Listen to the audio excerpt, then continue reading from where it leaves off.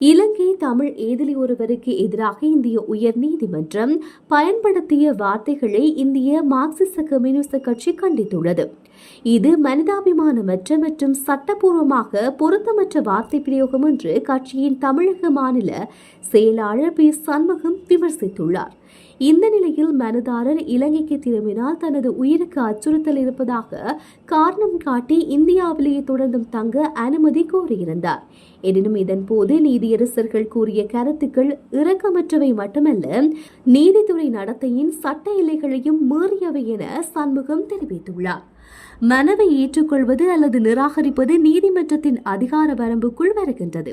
எனினும் ஏதிலி அந்தஸ்து மற்றும் குடியுரிமை தொடர்பான விடயங்கள் அரசாங்க கொள்கையுடன் இணைக்கப்பட்டுள்ளது. இவை நீதித்துறை விருப்பப்படி அல்ல என்று சண்முகம் குறிப்பிட்டுள்ளார். இந்தியா ஒரு பொது ஓய்வு இல்லமல்ல, தங்குமிடம் அல்ல என்றும் அமர்வின் கருத்தையும் மனுதாரர் வேறு நாட்டுக்கு செல்லலாம் என்ற பரிந்துரையையும் குறிப்பிட்டுள்ள சண்முகம் அவை மனித கண்ணியத்தின் கொள்கைகளுக்கு பொருந்தாதவை என கூறியுள்ளார். எந்த ஒரு நீதிமன்றத்துக்கும் ஒருவரை நாட்டை விட்டு வெளியேற சொல்ல உரிமை இல்லை. ஒருவர் இந்தியாவுக்குள் தங்கலாமா வேண்டாமா என்பதை அது தீர்மானிக்கலாம். ஆனால் அதற்கு அப்பால் செல்வது சட்டபூர்வமானதோ மனிதாபிமானதோ அல்ல என்று அவர் சுட்டிக்காட்டியுள்ளார். எனவே இந்திய தலைமை நீதியரசர் இந்த விடயத்தில் தலையிட்டு எதிர்கால நடவடிக்கையில் அத்தகைய மொழி இடம்பெறாமல் பார்த்துக் கொள்ள வேண்டும் என சண்முகம் வலியுறுத்தியுள்ளார்.